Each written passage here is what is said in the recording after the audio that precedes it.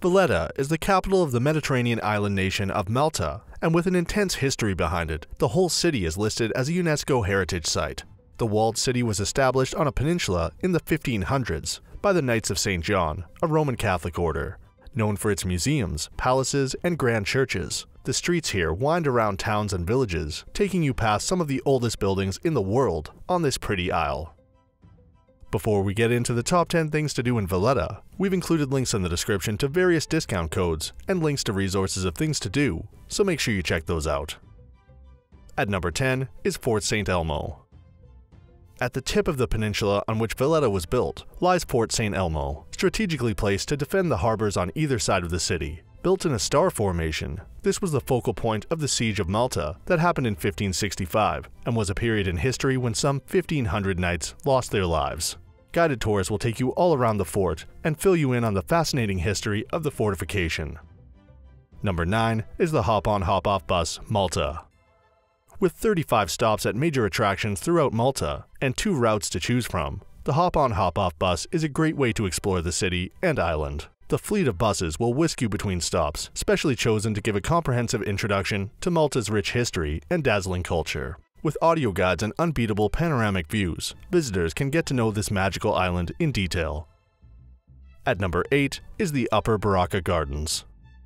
The Upper Barrakka Gardens are public gardens in Valletta, and along with the Lower Barrakka Gardens, they offer a panoramic view of the Grand Harbour. The gardens are located on the upper tier of St. Peter and Paul Bastion, which was built in the late 16th century. They provide a shady retreat from the bustle of the city, and the balcony has one of the best views in Malta.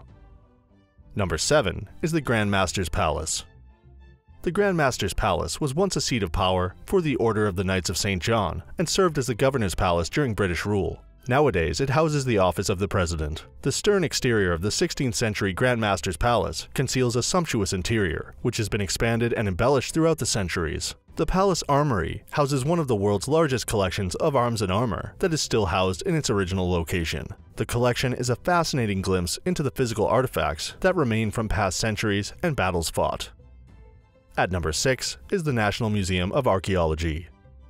The National Museum of Archaeology is housed in the impressive 16th century Auberge de Provence. Exhibits include delicate stone tools dating from 5200 BC, Phoenician amulets, and an amazing temple model. Malta's history dates back to around 5900 BC, and numerous artifacts have been found across sites that date back to the early periods, telling a story of Malta's earliest inhabitants.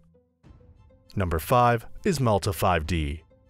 An audiovisual experience, Malta 5D presents the story of Malta's history in a technologically advanced way, with 3D visuals and physical special effects. This theater takes you on a unique journey of Malta's rich history and culture. The auditorium treats visitors to moving seats, air blasts, water spray, and even leg ticklers while watching the film, and it is also available in 17 different languages. The 20-minute footage takes you on a fast-paced journey, bringing some of Malta's finest history to life. At number 4 is the MANOEL Theatre. This theatre has been in operation since 1732 and constructed under the Grand Master of the Knights of St. John. The interior is the main attraction here, and you will find gilt decorations throughout, including in the main auditorium, which is covered in blue and gold. There are only 623 seats, which gives the theatre an intimate feel, and visitors should also look out for the beautiful white marble staircase and a courtyard bar. Number 3 is the St. John's Co-Cathedral. St. John's Co-Cathedral, located in St. John Street, is Malta's most impressive church. The outside is plain, having been designed by the military architects who built Valletta as the Knights' Citadel Chapel in the 1570s. The interior, however, is dazzling, every inch covered in gold, marble, or paint. Even the floor is a sea of tombs in colored marble. The oratory is home to 2 works of Caravaggio, including his largest signed painting, the superb Beheading of St. John.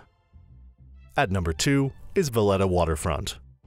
The stunning promenade of Valletta Waterfront was originally built by Grand Master Pinto for the Knights of St. John to use the buildings as stores. A tranquil location away from Valletta's main center, this landmark still boasts the original stores, 19 of which have been converted into restaurants. Visitors can also go for a breezy walk along the promenade and take in the views across the water.